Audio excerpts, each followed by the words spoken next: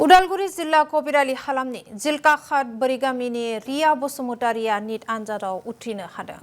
बिफा टंकेश्वर बसुमतारि आरो बिमा कनिका बसुमतारि नैथि फिसाजो रिया बसुमतारिया नीट आनजादाव 433 नम्बर लानानै 89.76 जौखोन्दो मोननानै उथ्रिनो हादों। बिथाङा अल इन्डिया एसटि रेंकआव 4185 मोननो हादों आरो बिथाङा गिबि खेब नाजानायावनो नीट आनजादाव उथ्रिनो हादों। रिया बसुमतारिखौ कबिरालि दखरा दुलाराय बर' फरायसा आफादा बरायदों आरो रिया बसुमतारिया थाखो 6 सिम बड'फा इउएन एकाडेमि कबिरालियाव फरायनानै 6 थाखोनिफ्राय नवोदया बिद्यालय सनाय उदालगुरियाव फरायदोंमोन आरो 10 थाखोआव 78 जौखोन्दो आरो 12 थाखोखौ 79 जौखोन्दो लानानै उथ्रिसारनो हादोंमोन आरो रिया बसुमतारिनि नीट आनजादाव उथ्रिनो हानायाव नखर आरो ओनसोलनि सुबुंफोरा गोग्गानायजों गोजोननाय फोरमायदों।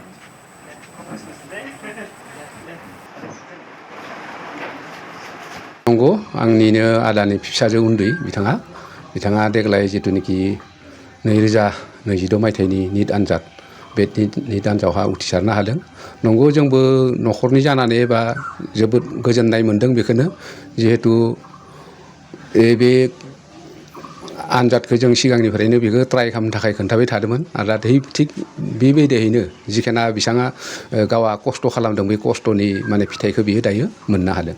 बेखौ जों नखरनि लोगोसे बेहाय गावाबो जथेस्थ' माने खस्थ' खालामदों आरो बेहा गावा माने गोसो दंखायोमोन आगोलनिफ्रायनो जों बुंबाय थादोंमोन जे जोंहा गुबुन गुबुन माबायाव थायोबाबो जों जुदि गामिनिफ्राय जिथु माबा आरजिनाय बे डक्टर जानाय जुदि हायोबा नखरनि बेमार आजार माबा समाज सेवानि जिथु खामानि बेफोरखौ मावनो हागोन। खारन बिदिबो थारमाने मानसिखौ मानब जिथु हेवा होनना बुङो बेखौ माने होनो हायो सासे डक्टर जानानै मानसिनि माने माबा खालाम। आंनि रेंकआ जादों 4185 ओमफ्राय पार्सेन्टाइला 89.76 ओमफ्राय मार्क्सआ जादों 431।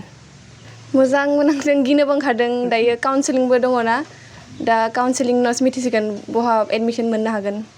गावनि नखरनि गासै सोद्रोमाफोरखौ ओमफ्राय कोचिंनिबो फोरोंगिरिफोरखौ आरो आंनि सिगांनि स्कुलनि टिचारफोरखौबो गोजोन्थों होनना बुंनो नागिरदों। आं फार्स्ट नार्सारिनिफ्राय इउएन एकाडेमि कबिरालियाव फरायदोंमोन ओमफ्राय 6आव नवोदय आनजादखौ उथ्रिनानै 12 सिम बिहा नवोदयावनो फरायदोंमोन। बेनि उनाव 1 इयार गुवाहाटी आर्ट लार्निंआव कचिं लानानै दायो नीट आनजादखौ होदोंमोन। नखरनि सोद्रोमाफोरा ओमफ्राय नवोदय थांनानै एसे सोलायहैबायखि बाहाय गोदोर मानसि जानो नांगौ होननानै ओमफ्राय बिनिफ्रायबो थुलुंगा मोन्दों।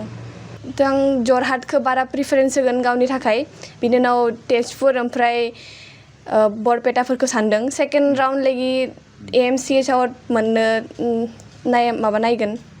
बहुत बुजायदों माने दायो जि जालांबाय नों गावनि फिउचारनि थाखाय साननो नांगोन होननानै आंनि आइ ओमफ्राय आंनि आब' ओमफ्राय आदैमोनाबो बहुत माबा खालामदों हेल्प खालामदों।